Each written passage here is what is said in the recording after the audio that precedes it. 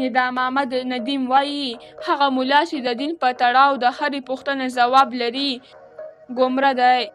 دا چې څنګه او ولې ګمره دی او نور یې څه ویلي. درنو لیدونکو ستړي مه شئ. د اسلامي امارت د واکمنۍ د لوړو زده کړو وزیر وایي هغه ملا چې د دین په تړاو د هرې پوښتنې ځواب لري ګمره بلل کیږي. د لوړو زده کړو وزیر په خبره ډاکټران باید ځانونه د ګمره شوو ملایانو په څیر جام الکمالات نه کړي او باید یوازې په خپله تخصصي برخه کې کار وکړي. ندا محمد ندیم دغه څرګندونې د غویي پر 21مه د کابل په روغتیايي پوهنتون کې د زده کړیالانو په فراغت غونډه کې کړي دي. نوموړي ګواښ وکړ له خپلې وړتیا سره سم کار وکړه.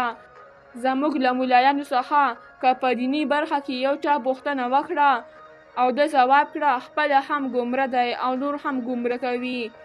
د هغه په خبره ډاکټران له خپل تخصیص څخه د باندې هم د هر ډول ناروغیو درملنه کوي چې دا چاره ناسمه کړنه ده.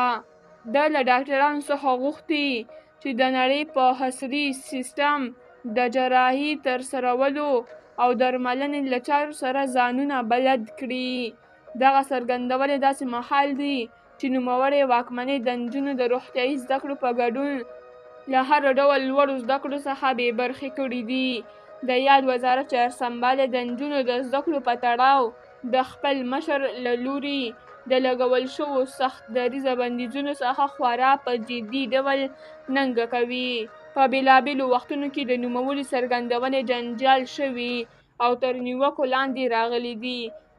د دغې واکمنۍ ځینو لوړپوړو چارواکو په وار وار د ټولنیزو زده کړو ضد څرګندونې کړي دي چې په دې ډله کې د امر بالمعروف او شکایتونو اورېدو وزیر خالد حنفي عصري غلام مبا بللي دي. درنو لیدونکو له ملتیا مو مننه.